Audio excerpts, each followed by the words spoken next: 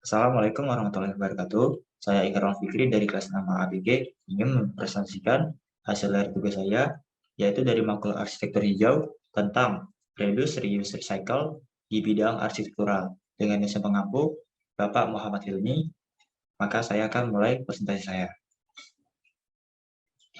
Yang pertama adalah definisi. Bidang arsitektur menyisakan banyak limbah dan jejak karbon dari tahun ke tahun. Maka dari itu, kesadaran seorang arsitek dalam menciptakan solusi rancangan yang ramah lingkungan terus tumbuh. Salah satunya menerapkan arsitektur hijau dengan reduce, reuse, dan recycle.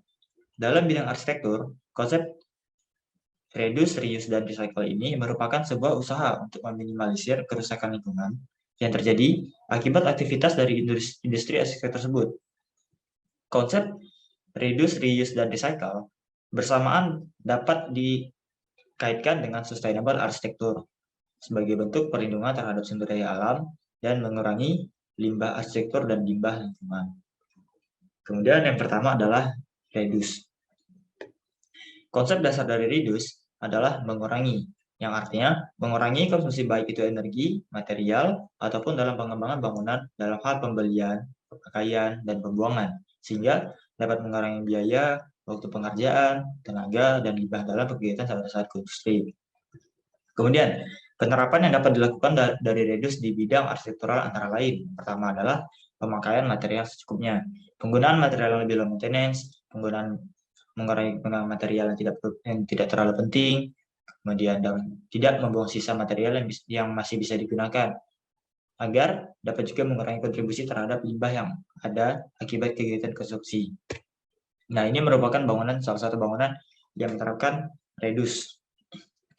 Bangunan ini dikatakan reduce jejak ekologis, menggunakan bahan yang tidak berpolusi, tahan lama, dan mudah didaur ulang, menggunakan energi terbarukan, sistem kontrol, pengolahan limbah, dan menggunakan teknologi BIM dalam proses desain dan pembangunan. Kemudian, penerapan yang kedua adalah mengurangi penggunaan energi. Membuat bukaan pada bangunan untuk adanya sirkulasi udara dan juga pencahayaan alami yang masuk agar bisa mengurangi penggunaan energi dari penerangan buatan dan penghawaan buatan. Juga menggunakan solar panel agar supaya energi tambahan untuk bangunan dan mungkin untuk sekitarnya. Nah, ini merupakan contoh bangunan yang melakukan penerapan terhadap mengurangi penggunaan energi. Bangunan ini memiliki konsumsi energi gedung sebesar 60% lebih rendah daripada pabrik konvensional serupa.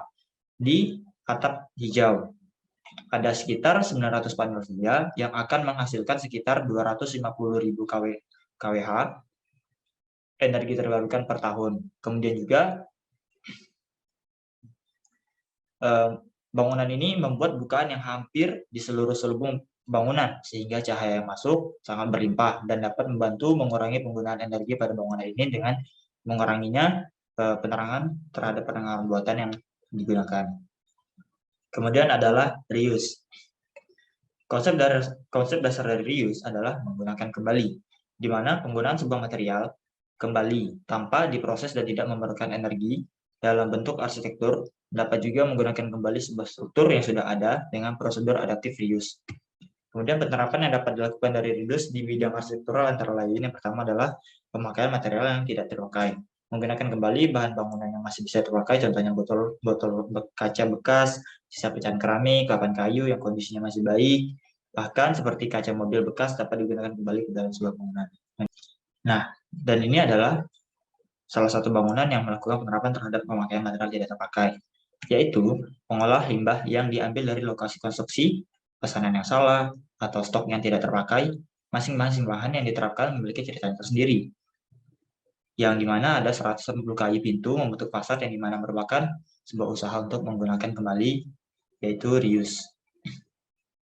Kemudian adalah penggunaan lahan atau bangunan yang tidak terpakai, yang dibangun kembali, yaitu sehingga tidak perlu merusak lahan hijau atau membuka lahan baru yang tentunya akan mengeluarkan biaya tambahan untuk persiapan lahan baru tersebut, dan bisa juga menggunakan bangunan yang tak terpakai kemudian diolah kembali sehingga menjadi layak kembali dipakai.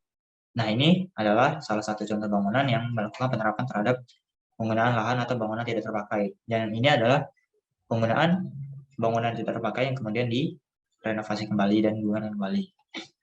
yaitu memanfaatkan toko bekas barang kering berusia 115 tahun untuk dijadikan ruang komersial serbaguna yang menggunakan teknologi berkelanjutan seperti atap hijau, sistem pengumpulan air hujan, panel surya, dan sumber panas bumi. Sehingga bangunan ini juga termasuk dalam sustainable architecture. Nah, kemudian yang terakhir adalah recycle. Konsep dasar dari recycle adalah daur ulang, yang pada bidang arsitektural merupakan proses transformasi sebuah material sebelum digunakan kembali.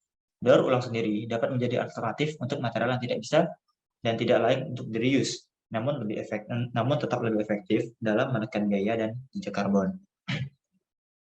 Kemudian, penerapan yang dapat dilakukan dari recycle di bidang arsitektural antara lain material daur ulang. Menggunakan material daur ulang sehingga mengurangi limbah dari proses konstruksi dan juga bermanfaat menambah keunikan dan cerita ketika sebuah bangunan menggunakan material dari daur ulang. Nah, ini merupakan contoh bangunan dari penggunaan material daur ulang. Nah, bangunannya adalah The Circular Pavilion.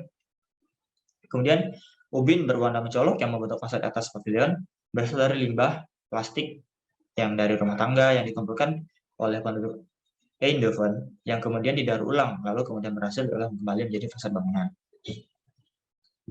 Nah, yang ketiga tadi merupakan dari penjabaran dari reduce, recycle, dan reuse. Sekian dari saya, Ikram Fikri. Mohon maaf jika ada kesalahan kata. Terima kasih. Assalamualaikum warahmatullahi wabarakatuh.